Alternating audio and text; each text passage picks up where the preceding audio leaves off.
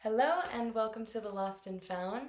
Today, this episode is going to be for the artist who grew up dreaming that they're an artist, who knew that they were a creative person, but for one reason or another, they ended up in a life, or they're currently living in a life, that is not aligned to those dreams. They're feeling unsatisfied, and even though they did all of the things that they were meant to do, that society told them to do, like go to college and study business, which is my case, and study hard, do all of the things that are more accepted by society and maybe your parents and maybe your friends. But now you're in this uncomfortable place where you are working that corporate career, or you've tried working corporate or tried doing all of the more societally normal jobs, but none of it is satisfying, none of it is actually sticking. Well, I'm here to tell you that I completely understand.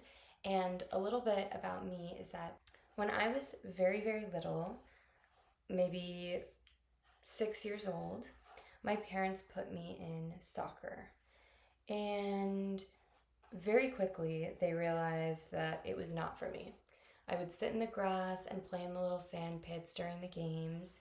And when my mom would ask me why I would never touch my soccer ball or put it into the games, I told her I don't want anyone making my pink soccer ball any color other than the pink it's supposed to be.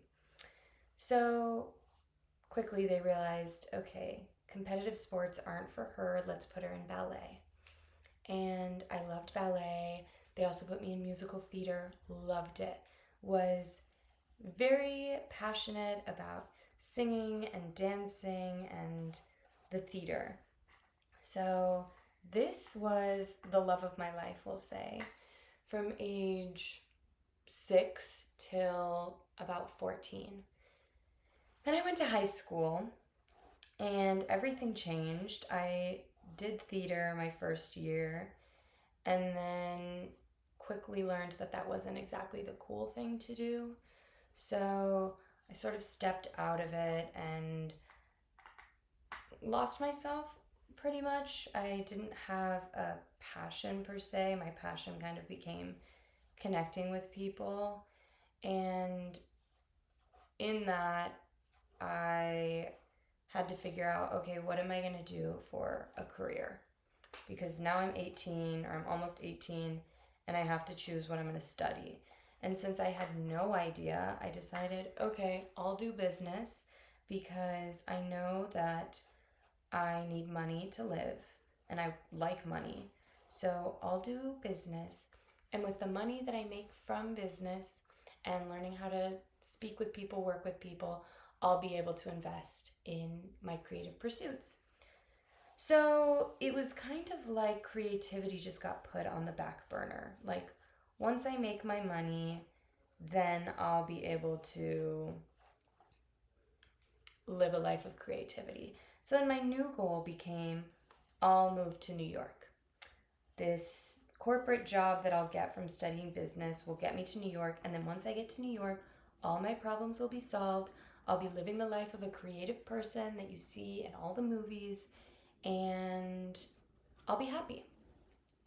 And then I moved to New York and quickly found that I didn't I didn't feel I felt extremely inspired to create art, but because I was lacking direction and stability and I was working a corporate career that didn't fill me with anything at the time, it sent me into a place of disbalance. I was like, I just spent the past 4 years of my life, quote unquote, grinding, working really, really hard because I thought if I do this for 4 years, then for the rest of my life, I'll be able to be an artist. I'm not really sure what my plan was.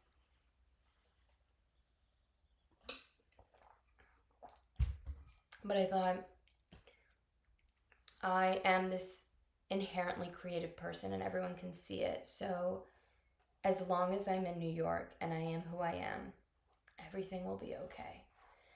And I started working and I would create with my cousin. We would make music and we would sing together. And that was very fun, a very fun outlet.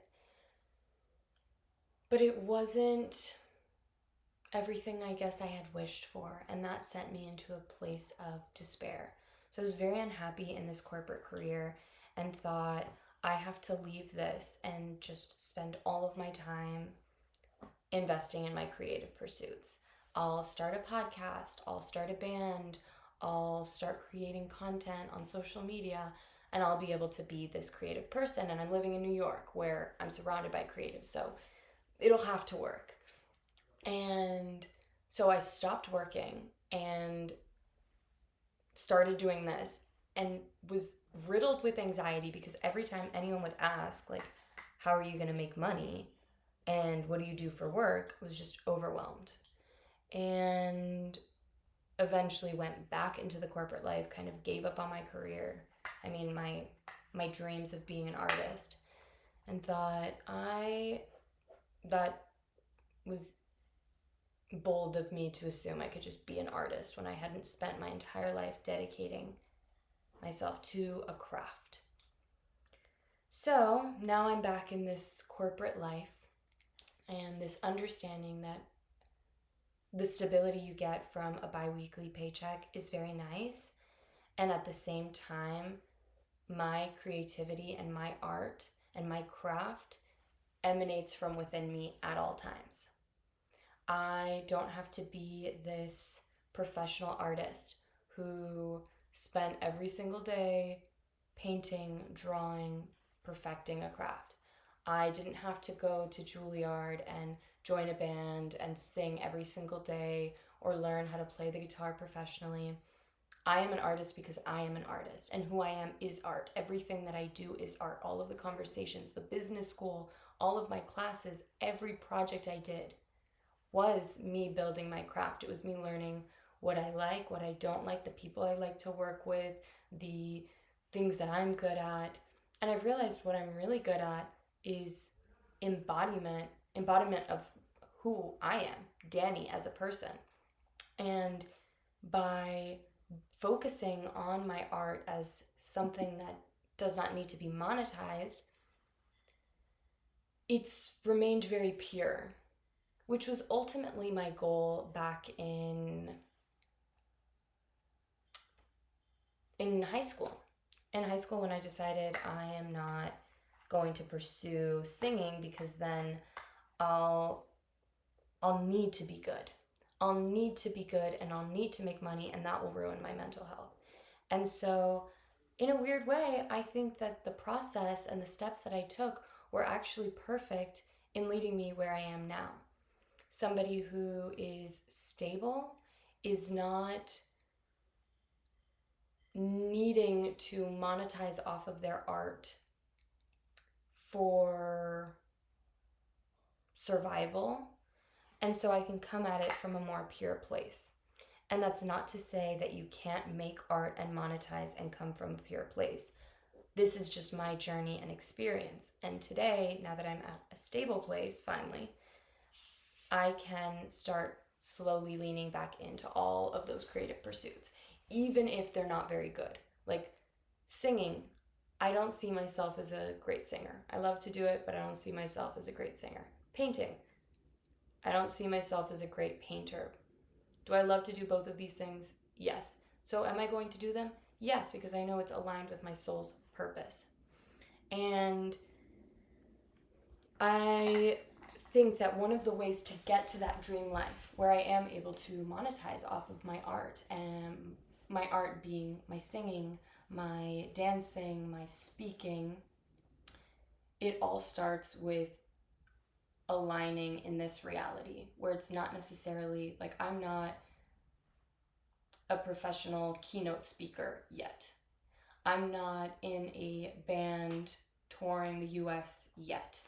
I'm not selling my paintings for millions yet. How do I align to that higher self that does have all of those things?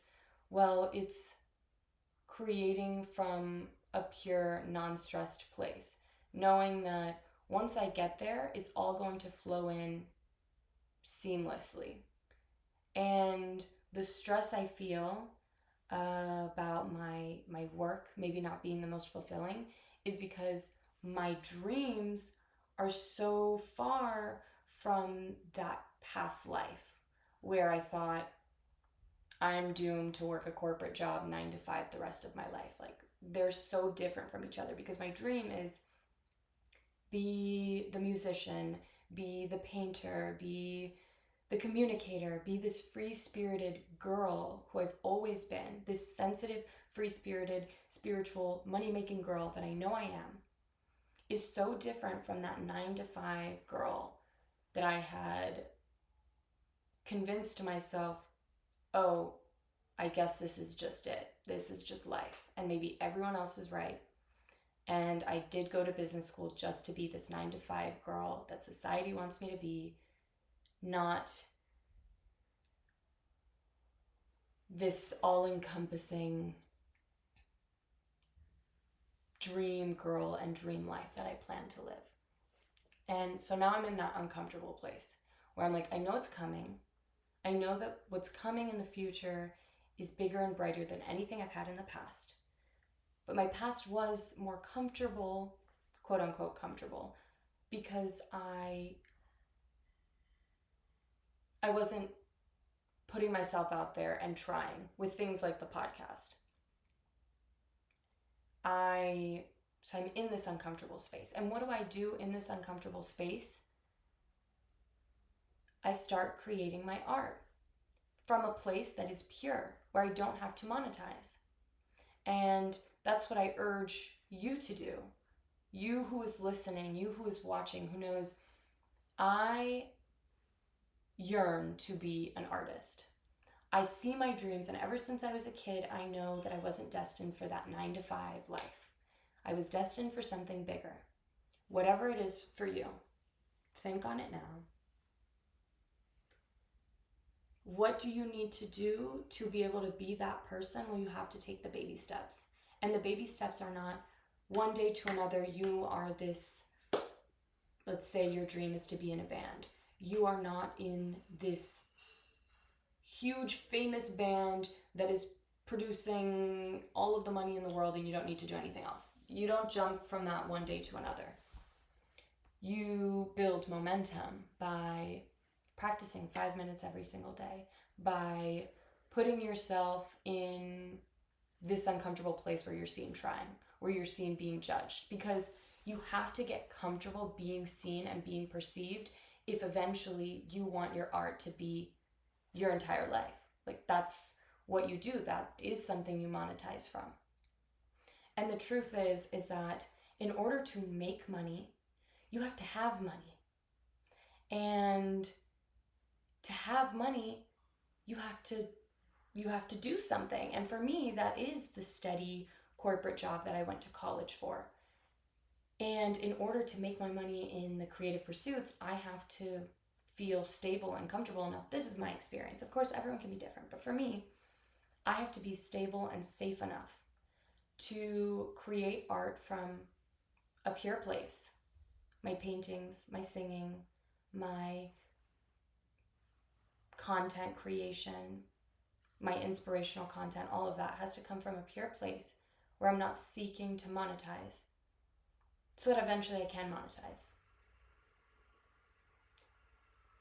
And the way to manifest intentionally is to start getting comfortable being perceived doing that. And it's much easier to try and fail when your life and your livelihood and your financial stability does not rely on it. Again, that's not to say that if you are an artist and that is all you do, you don't have this like corporate job to get that paycheck from. That's not to say that you can't 100% make it happen. This is my experience though, and this is for the people who are in that uncomfortable place between I'm living a more standard, typical corporate job where I don't get my full fuel and passion from, and then over here I have these big dreams of being a content creator, being a podcaster, being in a band, being an astrologer, being a spiritual psychic, being a tarot reader, being somebody who does puzzles for a living and sells puzzles. I don't know, create, like, whatever it is. Know that it's not too big. It's not too big of a dream. You just have to be calm enough and stable enough to be able to receive it when it does come to you, because it will, as long as you believe. And something else with corporate life. It's not all bad. My old job that I was working in New York City is quite similar to the job that I work now. Understanding, though, that my joy, my 100% joy, is not going to come from one career, is what shifted for me. Because I do enjoy the corporate life. I do enjoy working with people and learning and doing something separate from the things that I've dreamed of since I was 5 years old, 6 years old. I do enjoy those things. I enjoy challenges. I like work. I like things that also put me in a bit of an uncomfortable place, that make me kind of open up. I like it. What I don't like is thinking that I have to do this instead of that, because you don't. And especially in this year of momentum, the year of the fire horse, the year of movement and baby steps in the direction in your dream life, I urge you to build, to take that leap of faith, those multiple leaps of faith, to make your life more holistic, to live a life that you're actually going to remember, while also being grounded in that and knowing that you're not asking for too much. You're not crazy. You're not insane for going to small events, parties, whatever it is, and when someone asks you, what do you do for work? You say, I do a million things. Ask me a different question. Because I'm working all the time. Does that mean that you have to be resisting it? Like, when people ask, what do you do for work? Do you want to hear about the work that I resist the least? Or do you resist work? It's just such an interesting question. Like, work is a part of life, and it's meant to be a pleasurable experience. So to accept that for 8+ hours out of the day, you're supposed to dread it, that's where I absolutely draw the line. And where I say, you are a slave to your own mind. It's nobody else's fault. Yes, maybe it's normal in society, and it has been for a long time, to work that unhappy 9-to-5 job that you dread. But let me tell you, it's not reality. And all of the people that you admire who have made their dreams possible, they didn't let themselves accept that limiting belief. And the moment that you stop accepting that limiting belief and you say, I want to enjoy my life, if I only have one life to be who I am, then I'm going to do it right. And I'm going to do the things that fill me up, while also being stable in that and knowing I'm not crazy for wanting to have a podcast. And sure, my first episode, I don't think is going to be super viral, and I'm going to be able to just quit all of my other pursuits and just be a podcaster. And you know what? That's not even what I want. What I want is to grow. What I want is to share. What I want is the journey, not the destination. And that's what it's all about. So if you're constantly just seeking the destination and you don't want the growth, you don't want the journey, then you don't actually even want the destination. And that is one of the biggest takeaways I would like you to have from this episode. It's, what are my dreams? If I could actually have whatever I wanted, money does not matter. Whatever I want, what does my life look like? It can be one dream job, it could be 10 dream jobs. What is it? What does that look like? And then how can I start embodying that today so that when it does happen, when that becomes my reality, it isn't so shocking to my system? Because the most successful people who have made it big in the movies, let's say, that's another thing that you might really want to do. You want to make movies. You look at the directors, the people who have made movies, and it's not like their first movie was a big hit. They spent years. They have a whole portfolio building things that were messy, that were disorganized. And if you're feeling disorganized, if you feel like, no, I tried this and it didn't work, and so now I'm going to move on to this other thing, and that didn't work, and I'm just going to give up completely. Know that the moment that you give up, that is when you fail.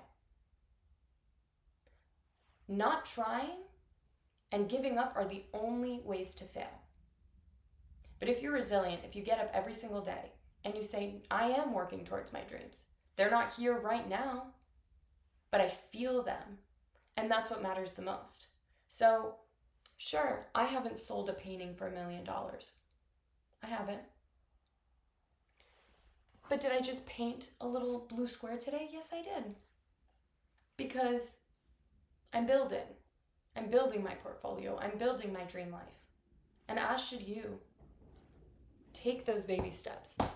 Get in tune. Be intentional. What is it that I want? What is that dream life that I desire? Because just you desiring it is confirmation enough that you're meant to have it. What is it? What can I do today to start building towards that? How can I use the energy of the fire horse now that I've shed all of the skin from the past year? We're talking about the Chinese zodiac lunar new year, by the way.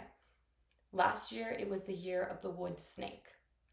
All about shedding these past skins, all about shedding the limiting beliefs, all about forgiving yourself. Now, in February 17th, 2026, we have entered the year of the fire horse.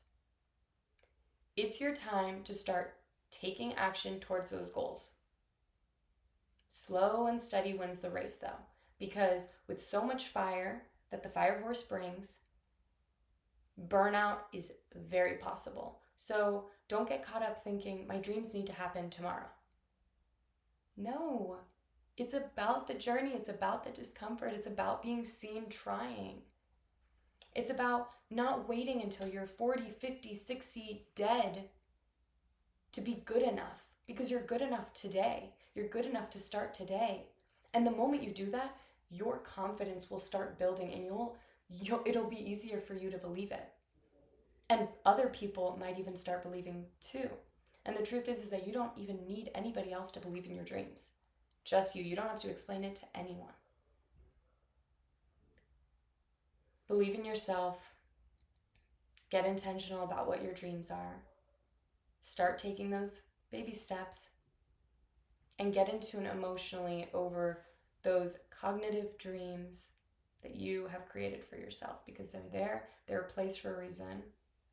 And maybe you don't see it in the physical yet, but that's not a reason to fret. That's not a reason to fall into despair. It's beautiful, actually, because you talk to any successful person and they'll say that the climb is beautiful. It's the most beautiful part of the entire journey. And the moment that it all switches over, like, I'm not in that dream life, but I can feel it. And this right now, yeah, sure, sometimes I go back into that survival and I get scared. But then I come back to it and I say, this is beautiful. And I get to be proud of myself every step of the way. So don't lose the belief in yourself. Start small. Spend time with yourself. Spend time with people who allow you to be your truest, most authentic self. Paint something. Make a little video, even if it's 2 minutes. Make a puzzle, make Legos, clean your room, like whatever settles your nervous system and puts yourself in a state where when your dreams do come true, because they will, you'll be able to hold them. Okay, I love you guys so much. Thank you for tuning in today, and start small. You don't need to monetize today. That's not even the goal. but I understand that it's important. So take your baby steps and inspire others. Dance so other people can dance. Okay, mwah, bye.